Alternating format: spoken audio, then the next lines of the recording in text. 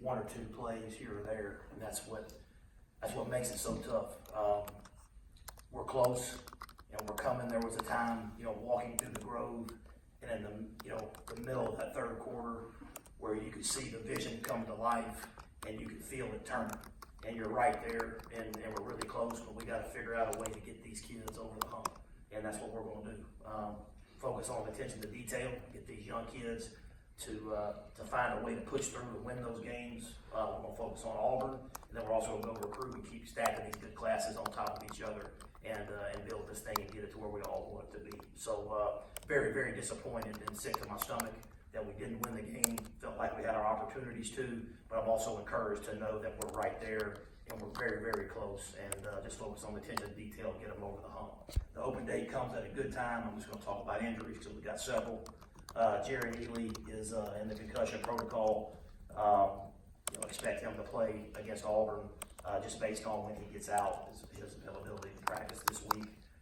John Rice Plumlee's going to have a minor procedure done to his knee, so he won't practice this week. We do expect him to be available for Auburn, depending upon how far we can get him to, how much he can get him to practice next week. Alex Gibbons has a minor knee thing, but he's probably rest him some this week. Scotty Phillips also went down with a knee injury. He had an MRI that was negative, so he's also probable, but just some normal wear and tear. Mike Howard's had a shoulder come out, but he came back in and finished the game, so we'll have to manage that, but he should play. Ben Brown hurt his ankle, left the game and did not return. We'll rest him. He'll also be probable for the game. Eli Johnson had pretty significant turf toe along with an ankle. He was able to come back in and finish, but we'll have to rest him some. He will also be probable for the game. Elijah Moore had a little groin deal, but we'll rest him. He should be fine. And then Braylon Sanders with his hamstring, kind of day to day. So that meant, again, several injuries. That's why I'm reading them off. But the open date does come at a good time. Hopefully we'll get these guys rested and they'll be all ready to go against Auburn. Raise your hand if you have a question.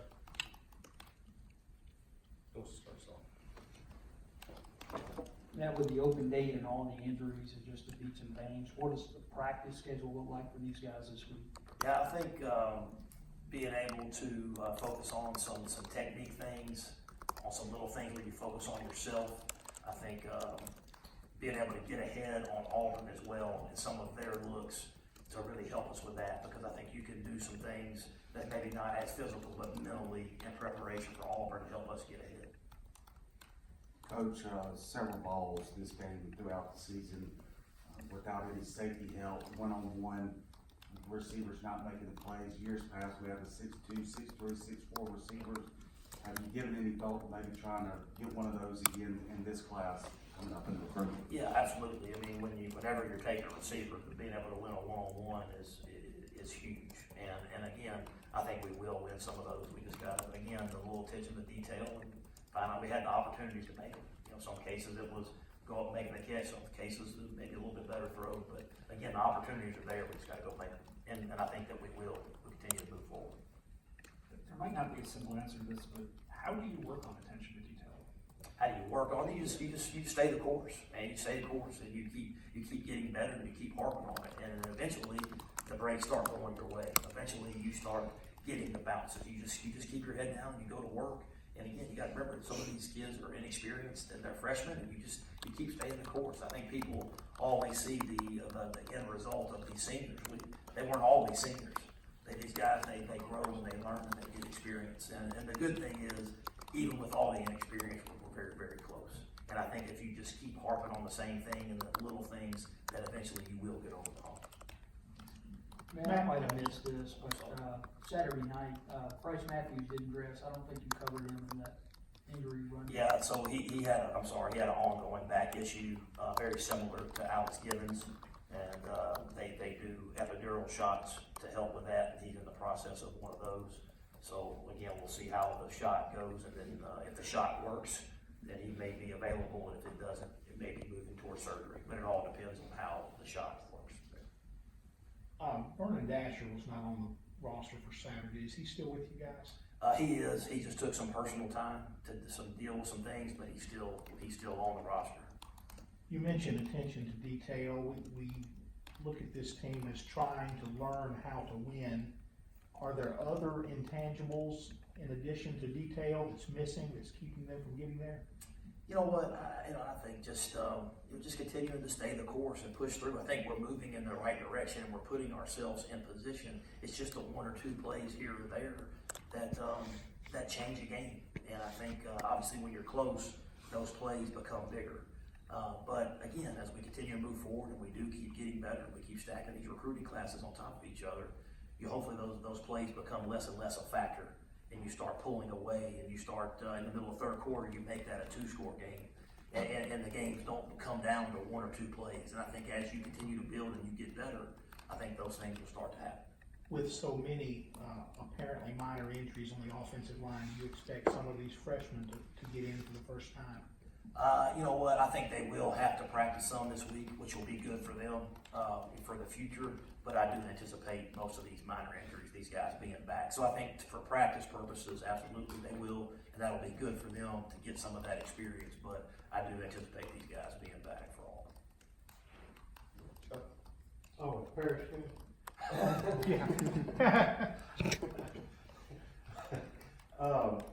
The two quarterback system seemed to work very well against Missouri, but a little sporadic the other night. Is that something you still want to keep going with, or how do you evaluate? I think that's what the open date's for us to evaluate and figure out, okay, what's the best way for us to win, and that's what we're going to do.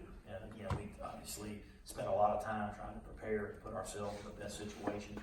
And when things don't go the way you want it to, it obviously makes you look at it even more. We felt really comfortable with it. Missouri felt like it was working and everything was clicking, and we just missed some throws for whatever reason. Doesn't mean it's just because of the rotation. But we did miss a couple things, and we got to go back and look at it. Was it technique? Was it them coming in and out? Or what exactly was it? And then try to go fix it. And then obviously with John Rice being out this week in practice, Matt will get all the 1 reps as well. So. Matt, along those lines, do you think it's any more difficult at all for Matt to come off the bench and like immediately throw? Like, is it any harder if you come off cold off the bench as opposed to kind of getting settled into a drive? Yeah, you know what? And again, I've never played quarterback. So don't know that. Obviously, I would, you assume that a quarterback wants to get into that rhythm, but he's embraced that challenge, and he came in, and one of the first one to Scotty. He came in cold, hit Scotty, and ended up scoring. So again, I think it can be done, and I think if you can do it effectively, it certainly makes it tougher on the defense. Coach, this being the off weekend, a lot of recruiting going on.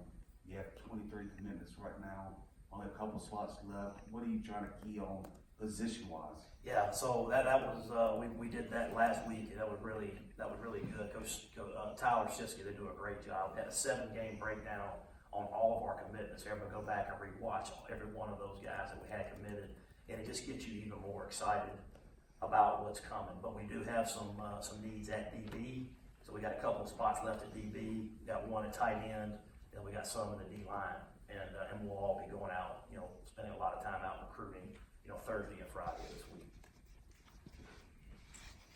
Questions?